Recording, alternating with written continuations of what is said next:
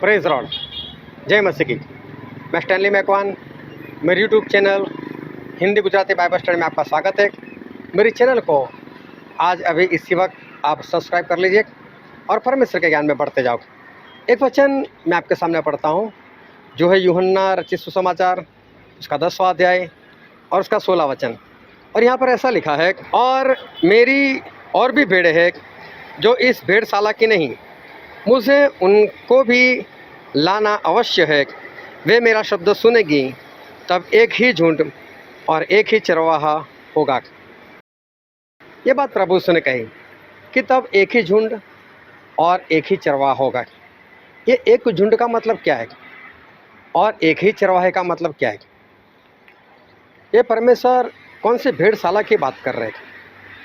और एक झुंड मतलब कौन सा झुंड, और एक चरवाहा मतलब कौन चरवाहा है? ये जानने के लिए मेरे साथ इस वीडियो में अंत तक बने रहो। प्रभु यीशु ने ऐसा कहा, एक झुंड और एक ही चरवाहा। आज देखो, इस संसार में बहुत सारे कलीसिया है और सभी कलीसियाओं का अलग अलग नाम है और उनके अलग अलग सिद्धांत है, अलग अलग उनकी मान्यताएं भी है। देखो, मेथडिस्ट कलीसिया है, वहाँ पर छोटे बच्चों का भी बपतिस्मा हो जाता है, छींटे मारकर भी बपतिस्मा होता है, कुंड में डुबोकर भी बपतिस्मा होता है, और अगर कोई चाहे तो उसको नदी में ले जाकर भी बपतिस्मा दिया जाता है। प्रभु बोझ बोले तो छोटी छोटी रोटियाँ होती है और छोटी छोटी प्यालियाँ होती है, सभी को एक एक रोटी, सभी को अलग अलग प्यालियाँ दी जाती है, और भी बहुत कुछ है। रोमी कैथलिक कलीसियाओं में जाओ तो वहाँ पर प्रभु यीशु से ज़्यादा जो मरियम है, जिनको वो मदर मेरी कहते हैं, उनका ज़्यादा मान सम्मान है।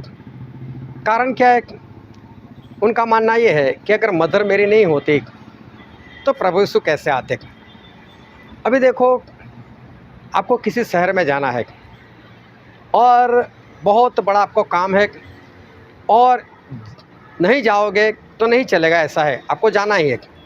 समझ लो आपने ट्रेन की टिकट रिजर्वेशन करवा दी, लेकिन ट्रेन कैंसिल हो गई, तो क्या आप नहीं जाओगे? क्योंकि आपका जाना ज़रूरी है। तो फिर आप क्या करोगे? बस में चले जाओगे। जो 2-5 किलोमीटर चलकर बस अगर पंचर हो गई तो क्या करोगे? तो हो सकता है आप किसी कार में चले जाओगे, अरे किसी से लिफ्ट लेकर चले जाओगे, लेकिन आपको जहाँ पर जाना है वहाँ पहुँच तो जाओगे। तो आपको जो पहुँचाता है ना, उसका महत्व नहीं है, आप पहुँचे वो महत्व है। तो प्रभु यीशु को इस संसार में आना ही था, तो मरियम के जरिए आए। अगर मरियम मना कर देते तो मार्था के जरिए आते, अगर वो भी मना कर देते किसी और के जरिए आते। लेकिन प्रभु यीशु को आना था तो वो आकर ही रहते। ऐसा नहीं था कि उससे पहले प्रभु यीशु नहीं थे, तो प्रभु यीशु थे। लेकिन इनका मानना ऐसा है कि मदर मेरी वही सब कुछ है, और आज भी मदर मेरी के जरिए वो लोग प्रार्थना करते, जबकि मदर मेरी एक इंसान थे और वो भी मर गए, उनका भी न्याय होगा। हाँ, उनका जीवन अच्छा था, वो पक्का स्वर्ग में जाएंगे, ये बात अलग से। साल्वेशन आर्मी को देखोगे, वो लोग ना प्रभु बोझ लेते हैं, ना वो लोग बपतिस्मा भी लेते हैं, जबकि ये दोनों बाइबल में लिखा हुआ है। तो वो लोग भी अपनी ओर से अलग सिद्धांत में, अलग मान्यता में वो लोग जीवन जीते हैं। फिर ब्रदरन है, उनका भी मानना कुछ और है।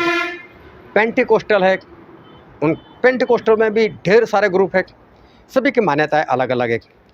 तो इन सभी को क्या कहा जाएगा? ये सारे झुंड है। आज बहुत सारे झुंड है। इन झुंड को अगर आप एक करना चाहो, नहीं होगे।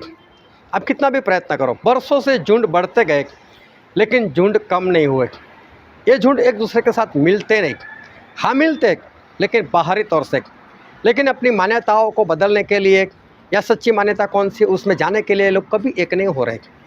ये सभी झुंड अलग अलग से। तो प्रभु यीशु ने ऐसा कहा कि एक ही झुंड और एक ही चरवाहा होगा। तो एक दिन ऐसा आएगा कि ना साल्वेशन आर्मी रहेगा, ना रोमन कैथलिक रहेगा, ना मेथोडिस्ट रहेगा, ना पेंटेकोस्टल रहेगा, और चाहे दुनिया में जितने भी ग्रुप है, जितने भी झुंड है, उसमें से एक भी नहीं रहेगा। क्यों? तो सबसे पहले आप बाइबल उठाकर देखो, उत्पत्ति से लेकर प्रकाशित वाक्य तक पढ़कर देखो, क्या कहीं पर भी परमेश्वर ने मेथडिस्ट कलीसिया की बात की है? क्या उन्होंने कहा कि मैं मेथडिस्ट कलीसिया बना रहा हूँ? क्या कभी उन्होंने ऐसा कहा पेंटिकोस्टल कलीसिया बना रहा हूँ? क्या कभी प्रभु यीशु ने ऐसा कहा मैं साल्वेशन आर्मी कलीसिया बना रहा हूँ? क्या उन्होंने कभी कहा मैं रोमन कैथोलिक कलीसिया बना रहा हूँ? कभी भी नहीं। कोई भी कलीसिया प्रभु यीशु ने नहीं बनाई। ये सारे की सारी कलीसिया, ये सारे के सारे झुंड बनाने वाले कोई न कोई इंसान है। वो इंसान अच्छा था, बुरा था, ये सारे कलीसिया अच्छी है, बुरी है, मैं उसकी चक्कर की बात नहीं कर रहा, लेकिन मैं झुंड की बात कर रहा हूँ कि बहुत सारे झुंड और बहुत सारे कलीसिया मंडली आज इस धरती पर अस्तित्व में है, लेकिन उनमें से एक भी प्रभु यीशु ने नहीं बनाई, ये पक्की बात है। जब परमेश्वर ने आदम को बनाया था और हवा को बनाया था, उनको कौन सी मंडली में रखा था? क्या कोई कलीसिया का नाम था? क्या कोई मंडली का नाम था? क्या प्रभु यीशु ने किसी मंडली में इनको रखा था? नहीं, किसी भी मंडली में परमेश्वर ने इनको नहीं रखा था। तो फिर परमेश्वर को रखा कहाँ तक? जब प्रभु यीशु इस धरती पर आए तब भी झुंड बन चुके थे। फरीसी का झुंड, सदुकियों का झुंड, ऐसे झुंड बन चुके थे। लेकिन प्रभु यीशु ने ऐसा कहा कि तू पतरस है, तू पत्थर है, क्योंकि पतरस का मतलब पत्थर, चट्टान होता है, और तुझ पर मैं मेरी कलीसिया बनाऊंगा। मत्ती 16 और उसका 18 वचन। तो प्रभु यीशु ने बोला मैं मेरी कलीसिया बनाऊंगा। तो प्रभु यीशु ने जो कलीसिया बनाई वो पतरस के ऊपर बनाई। ना तो वो मेथोडिस्ट है, ना वो रोमन कैथोलिक है, ना वो साल्वेशन आर्मी है, ना वो पेंटिकोस्टल है, ना वो ब्रदरन है। दुनिया के जितने भी नाम सुने उनमें से कोई भी वो नहीं है। प्रभु यीशु ने अपनी अलग ही कलीसिया बनाई है, और वो एक ही है, और पूरे वर्ल्ड में फैली हुई है। और वो कलीसिया में कौन है मालूम है? जितने लोग बाइबल को 100% मानते हैं, बस वही लोग। जो बाइबल में से कुछ कुछ मानते हैं, उनमें से कोई भी पतरस वाली कलीसिया में, प्रभु यीशु की कलीसिया में वो नहीं है। लेकिन प्रभु यीशु बोलते हैं कि मैं उत्तम चरवाहा हूँ, मेरे सिवा और कोई चरवाहा है ही नहीं।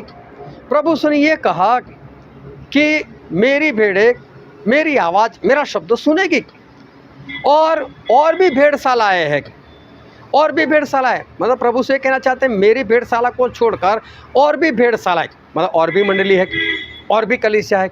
और वो यही सारी कलीसिया की बात कर रहे, जो लोग अपना झुंड बना बना कर बैठे, अपना झंडा गाड़ कर बैठे। तो प्रभु से बोलते और भी भेड़शाला है, और वहाँ पर जो भेड़ें फंसी हुई है उनको वहाँ से निकाल कर मेरी भेड़शाला में लाना है, और तब जाकर एक ही झुंड और एक ही चरवाहा आखिर में रहेगा। लेकिन ये भविष्यवाणी है, ये भविष्य में ये पूरा होने वाला है। तो देखो भविष्य में ऐसा होने वाला है कि सारी कलीसिया नहीं रहेगी, एक ही कलीसिया बनी रहेगी, और वो है प्रभु यीशु की कलीसिया जो उन्होंने पतरस के ऊपर बनाई।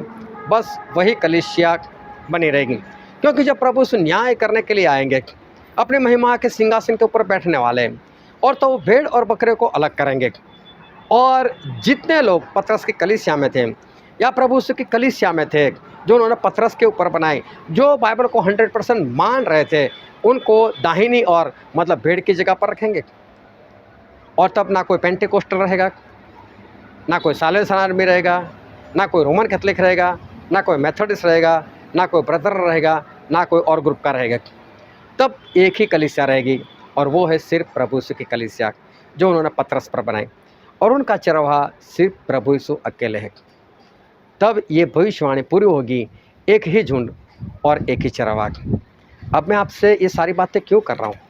मेरा सारी बातें कहने का मतलब क्या है? देखो, आप जो भी कलीसिया में है, मुझे उससे कोई लेना देना नहीं।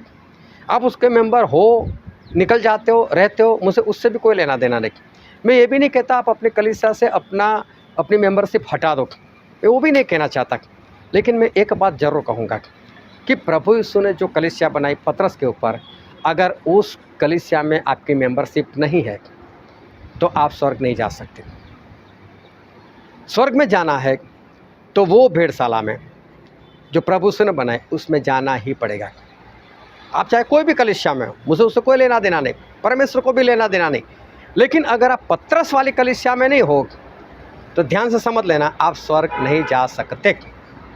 तो स्वर्ग में जाने के लिए उस भेड़शाला में आना ही पड़ेगा, क्योंकि प्रभु यीशु ने बोला एक झुंड, और जोर देकर बोला एक ही झुंड और एक ही चरवाहा होगा। तो परमेश्वर को यही चाहिए कि एक ही झुंड। तो देखो, मैं तो ये बोलता हूँ कि जितने भी साल्वेशन आर्मी कलीसिया के बड़े बड़े लोग हैं, चाहे वो उसको मेजर बोले चाहे जनरल बोले, मैं नहीं जानता। या आप जो भी बड़े बड़े हो, मैं उन सभी से कहता हूँ। मैं मेथडिस्ट के उस सब बड़े बड़े बिशपों को मैं कहता हूँ। मैं पेंटिकोस्टल के जो भी सबसे बड़े अगुवे होते मैं उनसे कहता हूँ। मैं रोमन कैथलिक के जो सबसे बड़े फादर है मैं उनसे कहता हूँ, पोप को कहता हूँ।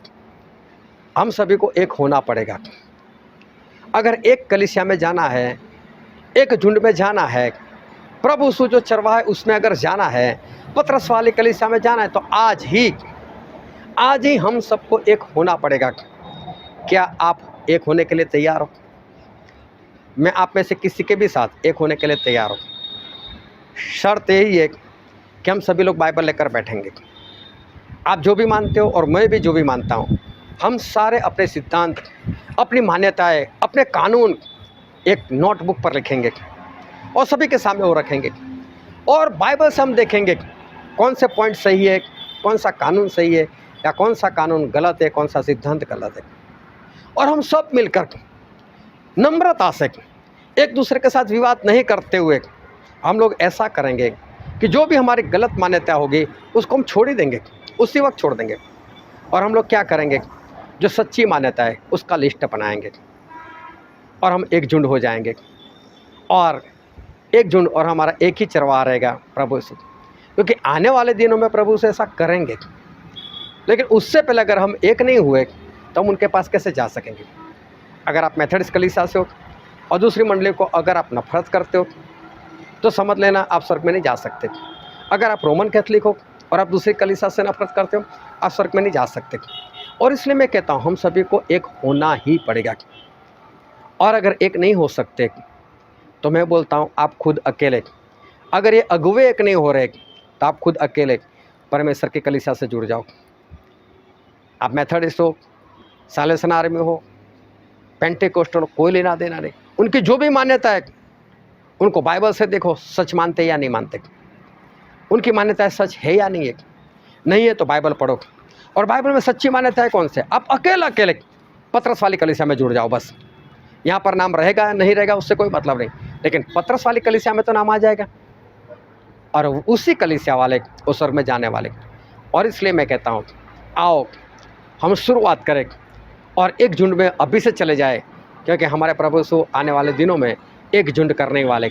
ये सारे भेद, ये सारे मतभेद, ये सारे मनभेद हम मन से और दिमाग से निकाल दें। हम सभी लोग एक हो जाते हैं और परमेश्वर के राज में प्रवेश करते हैं। क्योंकि स्वर्ग में हमारा कोई झंडा नहीं होगा, स्वर्ग में हमारे अलग अलग तंबू नहीं होंगे, स्वर्ग में हमारे अलग अलग कलीसिया नहीं होगी, क्योंकि परमेश्वर ने इनमें से एक भी कलीसिया नहीं बनाई। इसलिए जो प्रभु ने कलीसिया बनाई पतरस के ऊपर, बस हमें इसका मेंबर बनना है। आओ हम इसके मेंबर बनते हैं। परमेश्वर आपको शक्ति दे, सामर्थ्य इस बात के लिए। आमीन।